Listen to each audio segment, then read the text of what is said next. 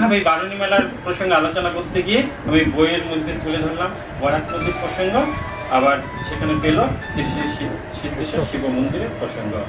এই গ্রন্থটি রচনা করতে গিয়ে যাদের কাছ থেকে অনুপ্রেরণা পেয়েছি, প্রথমে বলতে হয় আমার এই শিক্ষাগুরু, এই উত্তর পূর্ব ভারতের বিশিষ্ট লোক সংস্কৃতিবিদ ডক্টর অমলেন্দু ভট্টাচার্য, সঙ্গে অবশ্যই শ্রদ্ধা জানাতে হয় স্যারকে, এবং যাদের এই সহযোগিতা ছাড়া এই গ্রন্থ পূর্ণভাবে সম্পন্ন করা সম্ভব হতো না। তাদের মধ্যে আমি বলতে হয় যে যাদের বইটি উৎসর্গ করেছি, যে শ্রদ্ধেয় আমার কাছে মানে শ্বশুর এবং শাশুড়ি শিল্পীধর এবং পরিতোষধর, তো আমার বাবাকে নিয়েও বিভিন্ন এই অঞ্চলের বিভিন্ন লোকেদের সঙ্গে আমি যোগাযোগ করেছি এবং তাদের বাড়িতে গিয়ে ইন্টারভিউ নিয়েছি, মন্দিরে গিয়েছি, মেলার কমিটির সঙ্গে যোগাযোগ করেছি। তো সমস্ত মানুষের সহযোগিতায় কিন্তু এই কাজটি কিন্তু আমি সম্পন্ন করতে সক্ষম হয়েছি।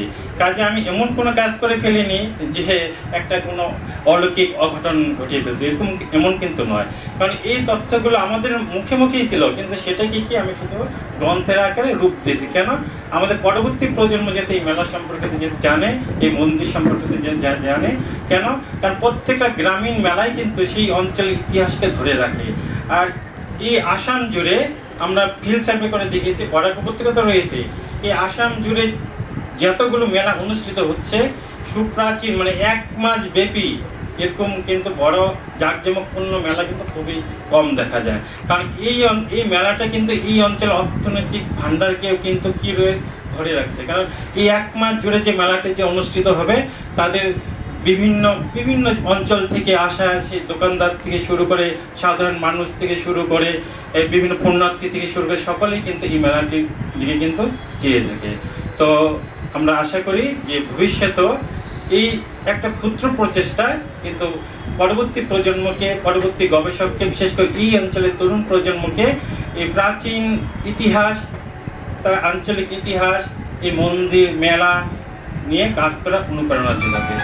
তো এই কাজটি যদি পাঠকদের কাছে সমাদৃত হয়, তাহলে আমার এই পরিশ্রম সার্থক বলে মনে করব। এই ফাঁকে আমি ধন্যবাদ জানাই যে বইটি যিনি ভূমিকা লিখে দিয়েছেন, তিনি এই অঞ্চলেরই একজন বিশিষ্ট লেখিকা, তার নাম হলো জয়িতা দাস। তিনি এই গ্রন্থটির ভূমিকা লিখে দিয়ে গ্রন্থটি অনেকটাই সমৃদ্ধ করে দিয়েছেন।